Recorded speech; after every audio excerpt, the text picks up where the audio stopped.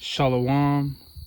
First and foremost, I want to give all praise, honor, and glory to Yahweh, Bahashem Yahweh Shai, Bahashem Rakakwadash. Double honors to the apostles and elders of Great Millstone who taught us His truth and continually teach us His truth. Peace, love, and salutations to the hopeful elect that's laboring in His word, true sincerity, Lord willing. This could be an edifying video. Okay, what you're looking at is a cotton field. I actually picked some. It just got me thinking, I just stepped in a damn anthill, damn. So it just got me thinking about, what we had to go through as a people. Being out here in the heat, sun up to sundown. You got a house up there, you got a little shack. Made me think of when Esau was, living in a big house and, we were in the shacks. I was just thinking, hey, Esau, you gonna pay, man. And we coming into the time where the last remaining prophecies are about to be fulfilled. Okay, the MOTB, the War of Armageddon. Okay, which are the two major prophecies that's going to lead into the return of Yahweh Shai, who the world ignorantly calls Jesus Christ. Okay, but I was thinking about a few precepts. First scripture I thought of is Nahum, the first chapter. Okay, verse 9, I'm going to just quote it. Affliction shall not rise a second time. See, we're not going into captivity again. We're not going backwards. We've served our captivity. Now we're at the end of our captivity. Okay, and as the scriptures say, Esau is the end of the world, and Jacob is the beginning of it that followeth. So we're in the end of Esau's world, which will bring in the beginning of Jacob's world. Okay, so I'm gonna just grab a few scriptures. This is gonna be a quick video. I didn't even intend on doing a video, but after being out here and seeing this, I thought of a few scriptures. This is Revelation chapter 13, verse 10. He that leadeth into captivity shall go into captivity. He that killeth with the sword must be killed with the sword. Here is the patience and the faith of the saints. The saints are the Israelites. And we're patiently waiting on all of our oppressors to go into captivity. Because when you read Isaiah the 14th chapter, it goes into how we're going to rule over our oppressors, man. And our number one oppressor is Esau, Edom. Okay? Now, we're no longer physically, in chains and shackles, forced out here to pick cotton, but we're still in captivity.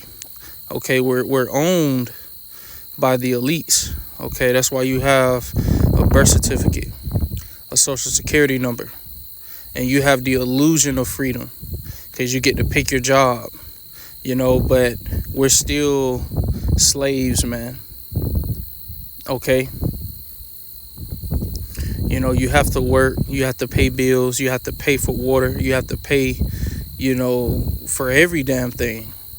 You have to pay taxes. Okay? Every way you look at it, we're not free. Just because you can, if you choose to go to the club or choose to, you want to eat this today, you want to eat that, that's the illusion. We're not free, man.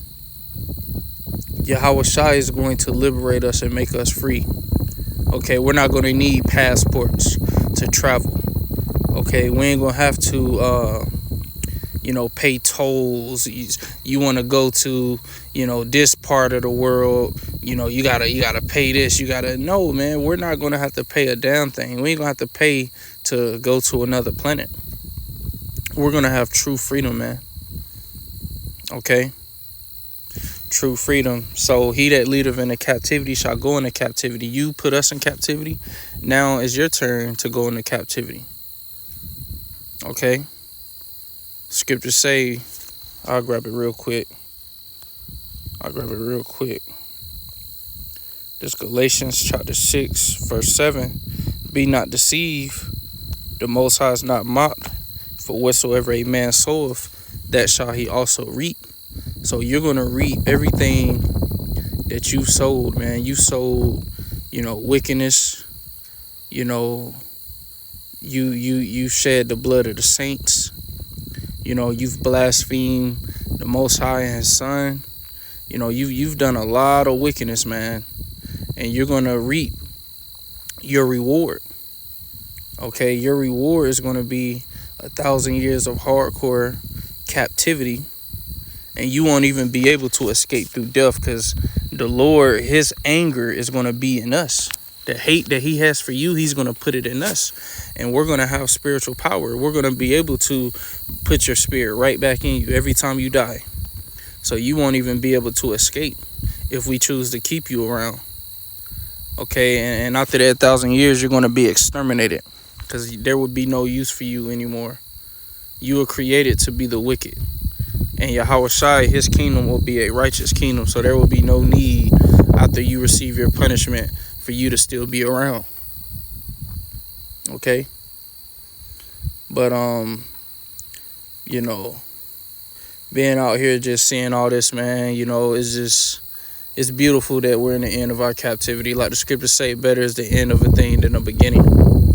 Because, man, when we was out here, man, it was long days, man. We was out under the sun, just working, forced to work from sun up to sundown, forced to meet quotas.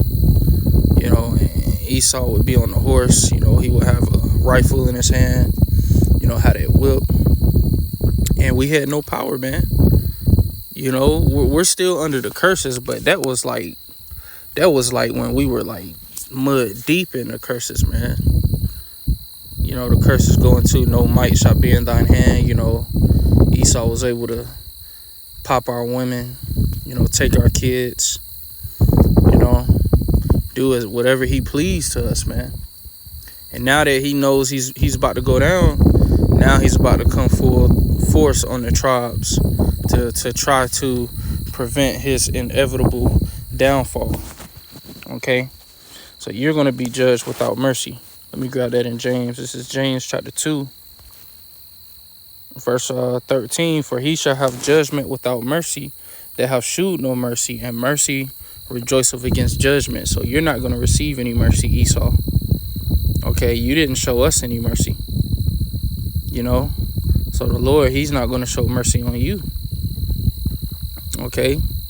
Once He puts us in power, okay, beginning with the elect, of course, Lord willing, we're of the elect.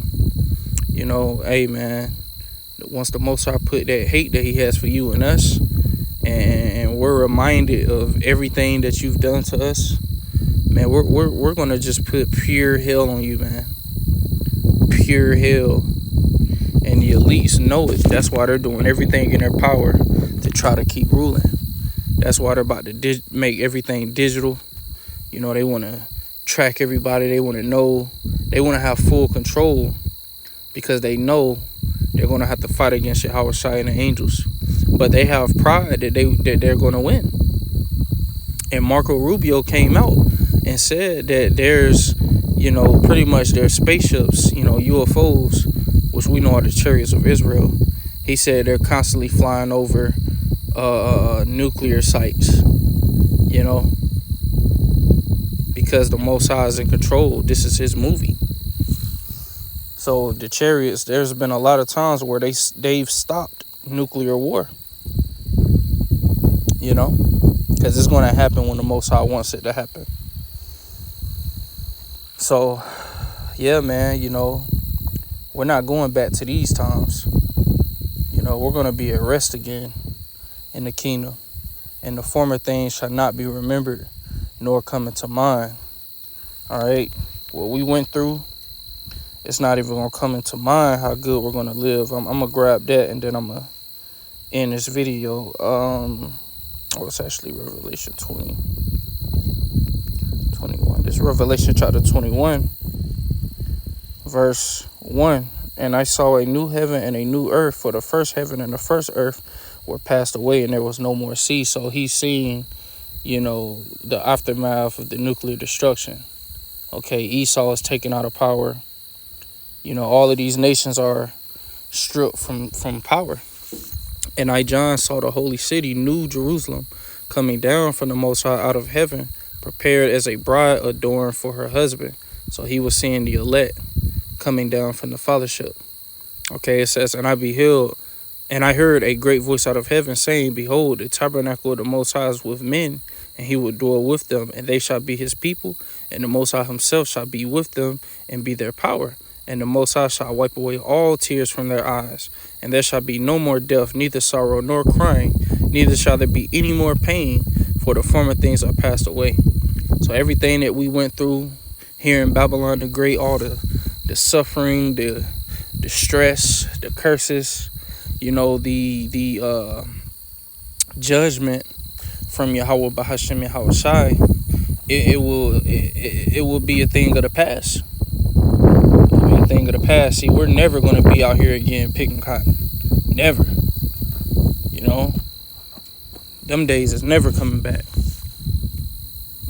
All right. So we're at the end of this man's world, man. Okay.